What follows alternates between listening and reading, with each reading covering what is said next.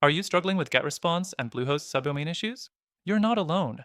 Many users face problems getting their subdomains to work correctly with GetResponse, and in this video, I'll show you how to fix it quickly. Stick around, because by the end, I'll also share some alternatives that might work better for your needs. Let's dive in.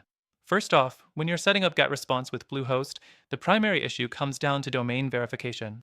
If GetResponse can't verify your domain, it won't let you send emails. To fix this, you need to make sure your DNS settings on Bluehost are properly configured to point to GetResponse. Check your DNS settings and make sure that the name and TXT records are correctly set as per GetResponse's instructions. Next, let's talk about subdomains. Subdomains are a little trickier because they need to be set up separately. You'll want to create a subdomain on Bluehost first. After that, go to GetResponse and enter that subdomain in the email setup settings. The problem often happens here when Bluehost doesn't update the DNS settings correctly, causing delays in GetResponse recognizing the subdomain. A simple fix is to clear the cache on both platforms after making changes, or even waiting up to 24 hours for DNS propagation. The third thing to check is whether your subdomain is properly connected to GetResponse. You should double-check if your subdomain's DNS settings are listed on your GetResponse account. If it's still not working, the issue could be with your domain's TTL, time to live, settings, which could be too short. Set the TTL to 3,600 seconds, and this might resolve the issue. Now, let's move on to email authentication.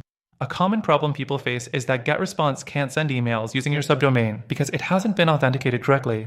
This means that GetResponse might reject your emails, or they may end up in spam.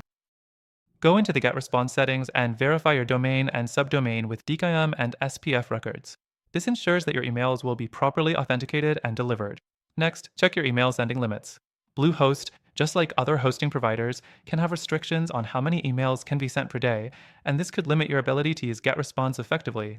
If you keep hitting limits, you'll want to either upgrade your Bluehost plan or consider using a different service for email sending, like SendGrid or Mailgun.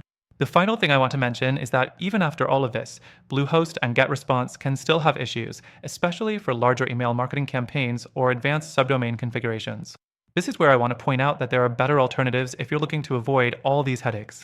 Tools like ConvertKit or ActiveCampaign offer more seamless integrations, fewer DNS-related issues, and are generally better suited for marketing automation, making them great choices if you're serious about scaling your email campaigns.